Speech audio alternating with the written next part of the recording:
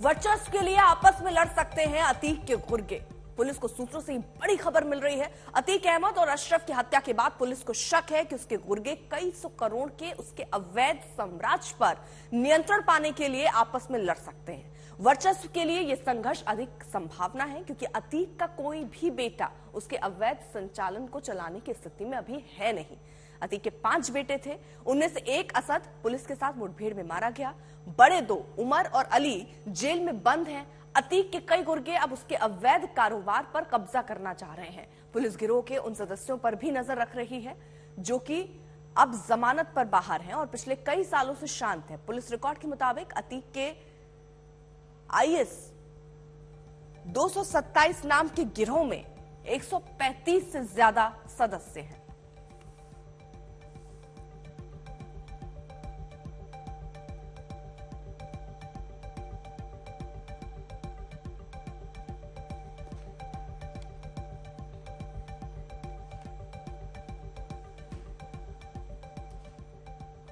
अतीक अहमद ने अपने खौफ के जरिए काली कमाई से अपना साम्राज्य बसाया था। 3 राज्यों में उसकी करोड़ों की प्रॉपर्टी के बारे में जानकारी मिली है।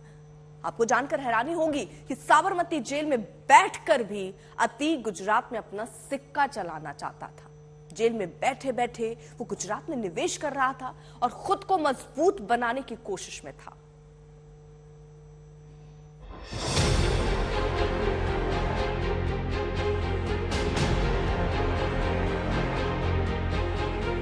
अतीक का यह विशाल दफ्तर भले ही अब खंडर की शक्ल अख्तियार कर चुका हो,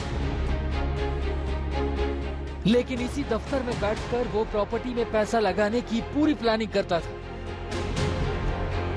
यहीं से उसकी नजर उन प्रॉपर्टी पर होती थी जो विवाद में है। ऐसी प्रॉपर्टी खरीदकर अतीक मोटा मुनाफा कमाता था। अतीक अहमद की संपत्तियों का पूरा कच्चा चिट्ठा अब यूपी एसटीएफ के पास है। कम से कम 3 राज्यों में उसकी पूरी प्रॉपर्टी की जानकारी सामने आ चुकी है, जिनमें यूपी के साथ गुजरात और दिल्ली भी है। ये दिल्ली के ओखला और बटला हाउस जैसे मुस्लिम बहुल इलाके हैं, घनी आबादी वाले इलाके जहां प्रॉपर्टी की कीमत काफी ऊंची है। इन इलाकों पर भी अतीक की नजर थी। इन इलाकों में अतीक ने बेनामी तौर पर कई प्रॉपर्टी खरीदी थी। दिल्ली में अतीक ने पैसा कांग्रेस नेता अफरोज की मदद से लगाया था। अतीक की 100 करोड़ से ऊपर की संपत्ति जो विवादित थी वो दिल्ली में खरीदी थी। दिल्ली के आधा दर्जन से ज्यादा इलाकों में ये संपत्तियां हैं। शाहीन बाग के अलावा ओखला, साउथ दिल्ली, बाटला हाउस में अतीक के मकान या जमीन खरीदी थी। अतीक की मौत के बाद जब यूपी पुलिस ने अतीक के नेटवर्क को खंगालना शुरू किया तो पता लगा कि उसकी संपत्ति सिर्फ इलाहाबाद में ही नहीं बल्कि पूर्वांचल से निकलकर अतीक दिल्ली तक पहुंच गया था और यहाँ के शाहीन बाग, बटला हाउस और जामिया जैसे इलाकों में उसने अपनी काली कमाई का बड़ा हिस्सा यहाँ पर इन्वेस्ट किया हुआ था। पुलिस अब जांच में ये पता लगाने की कोशिश कर रही है कि उसकी जो प्रॉपर्टी दिल्ली में थी उसकी कौन देखभाल करता था और किस तरीके से इस पूरे नेटवर्क को अतीक चलाया करता था। अफरोज की मौत के बाद उसके दोनों बेटों की दोस्ती अतीक के बेटे उमर और अली और असद के साथ हो गई थी। अब दिल्ली में अतीक की अकूत संपत्ति की जांच की जा रही है और उमर और अली के दोस्त की भूमिका भी जांची जा रही है। यूपी के साथ साथ अतीक गुजरात में भी अपना कारोबार जमाना चाहता था। उसने साबरमती जेल में बैठकर इसकी पूरी तैयारी ही नहीं की बल्कि करोड़ों का निवेश अहमदाबाद में भी करा दिया था। यूपी में सख्ती के बाद अतीक की नजर गुजरात और खासकर अहमदाबाद में थी। यूपी से हुई काली कमाई वो गुजरात में लगा रहा था।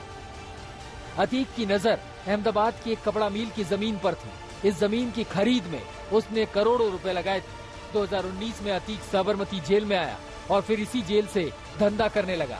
गुजरात में अतीक ने अल्ताफ बस्सी उर्फ अल्ताफ पठान के जरिए पैसा लगाया। 5वीं पास अल्ताफ एसपी के टिकट पर गुजरात से विधायक चुनाव लड़ चुका है।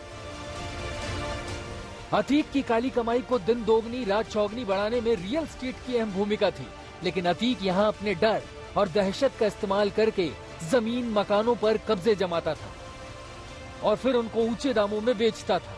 अब यूपी एसटीएफ के पास उसकी हर जायदाद का पूरा ब्यौरा मौजूद है और एक एक करके इन बेनामी संपत्तियों पर एक्शन लिया जा रहा है। ब्यूरो रिपोर्ट, आज तक।